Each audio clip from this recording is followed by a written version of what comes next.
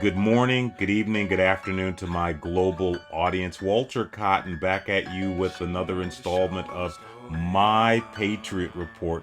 We're continuing our theme of threats to our national security, and I'm hyper focused on our industrial base, and specifically I'll talk a little bit about our defense industrial base and the challenges that is imposing on our national security. I'm also going to give you an update on the Minority Business Development Agency lawsuit. That's right, the court has ruled, and I don't want to say I told you so, but stick around and I'll let you get a little cotton in your ear as I share a little something with you. What you see right now is gonna happen 10 years from now. 10 years. You're gonna be right here too. But he also got to. So what I need y'all to do right now at 16 is come up with a better way. Cause how we doing it, it ain't working. Y'all come up with a better way. We ain't doing it. Oh my God. Hey, thanks for sticking with me through that transition. As I said, we're going to spend this time together talking about the challenges that are associated with our national security industrial base and the porousness of our supply chains contribution to the threats that we're experiencing in that area. But let me start by giving you an update on the Minority Business Development Agency and that lawsuit. And let me go ahead and take this off. I don't need the props or the theatrics for this segment. I made the assertion that we were facing a challenge as it related to the lawsuit that was associated with the Minority Business Development Agency. Well, the court came through and they made a ruling, and they reinforced my concern about the hard problem that's associated with the existing precedents in law, meaning that they've already decided that certain actions violate the Fifth Amendment to the Constitution of equal protection for people who are trying to do contracting or participate in non-discriminatory actions with our federal government. Well, let's fast forward to today's update on the ruling out of the court on the MBDA lawsuit, and the district court has filed a preliminary injunction against the Minority Business Development Agency. And like I said, I'm not going to say I told you so, but a blind man could have seen this one coming, right? A blind man could have seen the fact that a less than rigorous defense of the facts was going to produce this particular outcome. I'm going to put a link to this outcome in the description of this video so that you can read it for yourself. But my high octane speculation on this area suggests that what the courts found was that the Minority Business Development Agency's mission was discriminatory. It was discriminatory against those people that didn't fall into the protected classes that the mission of the Minority Business Development Agency purports to support. And as a result, the judge in this particular instance took what I think was the easy way out. And for those of you who don't really understand our legal system, you may not know that judges don't really find cases based on the law, especially if they are the sole judge and jury in the circumstance. What judges traditionally rule based on is their own self-interest. And in many instances, the driving factor in their self-interest is to not have any case law that they rule upon, one, create or set a precedence, and two, put themselves in a position where their ruling can be appealed, right? Ergo, reviewed by other judges. I see the DNA of that kind of thinking, that type of methodology all over this particular decision, in that it looks like the judge took the easy way out and he used the law to defend his own self-interest. You take a look at the case at your leisure. What I'm going to do is give you the high level implications of what it really means. Because at the end of the day, just like in Rothy versus DOD, this decision that has far reaching implication finds it unconstitutional for the agencies to use the small disadvantaged business designation. Where else do you see that other than MBDA? Oh, that's right, the 8A program as the justification for segregating or carving out resources and giving preference, giving significant consideration to a particular racial group. We had the same kind of an outcome in Adran. We had the same kind of outcome in Rothy versus DOD, where we thought a small decision within the Department of Defense agency that found their 5% price preference program unconstitutional. It was 5 or 10%. I'm not remembering right now, but I don't want to get major in the minor things. What happened as a result of that decision was what once was enjoyed by people who wear my social uniform, which was the contracting program that allowed contracting officers to do sole source contracting and set asides for small disadvantaged businesses. There was actually a certification program that you once had to go through with the SBA in order to qualify as a small disadvantaged business. All of that went away in the whisper of the night based on the Rothy versus DOD decision. What kind of implications do you think are going to occur as a result of this most recent decision, where they found the utilization of the category small disadvantaged business to be unconstitutional, to be a violation of the plaintiff's Fifth Amendment right, or the rights that they earn or own under the Fifth Amendment?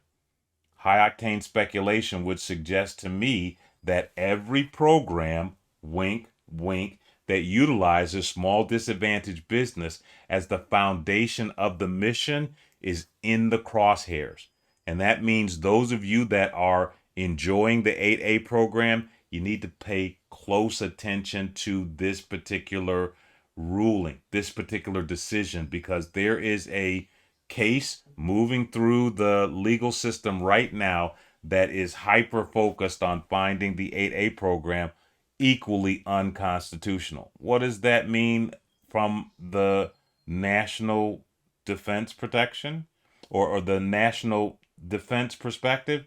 What it means from a national defense perspective is that those organizations and individuals that once enjoyed the ability to make a contribution to our supply chain, to make a contribution to the products and services that we use for mobilization or we use to satisfy the needs of the economy in this nation, they're going to be carved out of the equation. They're going to be further squeezed into that small cubbyhole of underutilization that ultimately is going to cause that ingenuity, cause that genius to wither on the vine. And as a result of that, when we need the products and services that could come through those channels to support a need that we have, again, whether it be the need to mobilize to protect the nation against a foreign or domestic threat, or right, just the need to make sure that our economy, our supply chain becomes less porous and becomes more productive, it's not going to be there. It's not going to be there. And America, right, this melting pot of multiple cultures is not going to benefit if we don't have every oar in the water rowing. So I'm not going to expend a whole bunch of time, a whole bunch of cycles crying over spilled milk. I talked to you guys about this one when it was coming up and gave us all of the opportunity that we needed, right, to not have a new addition to this list, right, a new addition to the list of dismantling that is reducing the ability for people of color to participate in the economy of this nation. Be that as it may, we have that. I'm dressed in my Army gear today, my Army garb today, for a particular reason, because I felt it necessary as a result of the changes that we're seeing in this theater to go back to my roots. So I reconnected with an organization that I co-founded, right? That hyper focuses on the needs of the Black veteran community. And what we're talking about here is the Black Veteran Empowerment Council. I reconnected with that organization and took a unique position as director of the board that's focused on mentor protege. Why did I do that? I did that because in this unique season that we're in, where we still have the 15% small and disadvantaged business spending promise that the president made in Tulsa, there is only one group that is truly viable government-wide or system-wide as a solution, as a contracting point for that particular goal attainment. Yeah, you've got the 8A community for a period of time, but based on the writing that we're seeing on the court walls, that may go away soon. So what I'm doing is I'm redoubling my effort to work with my men and women who have borne the battle.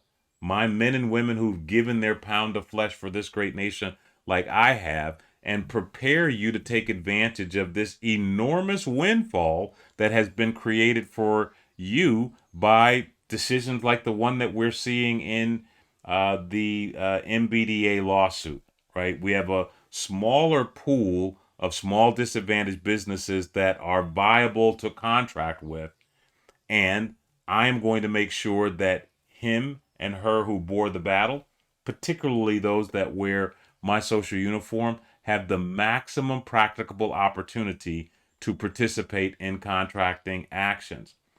You can join me in that particular effort by surfing out to the Black Veteran Empowerment Council website and becoming a member. Obviously, one of the prerequisites for you becoming a member is the fact that you have to be a veteran, right? You have to have given service to this great nation in order to qualify. And as the namesake of this particular organization suggests, you also have to be a Black veteran.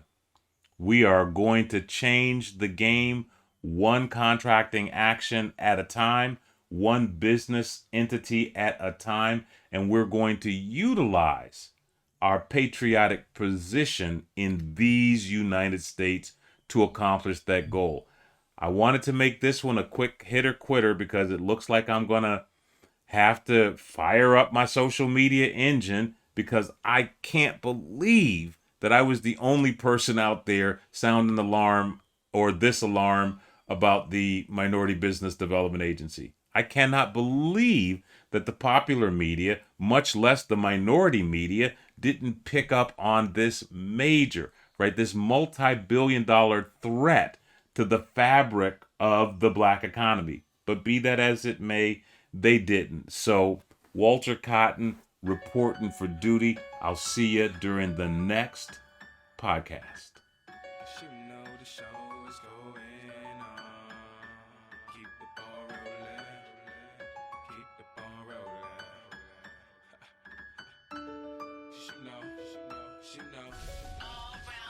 You know we gon' keep the ball rolling.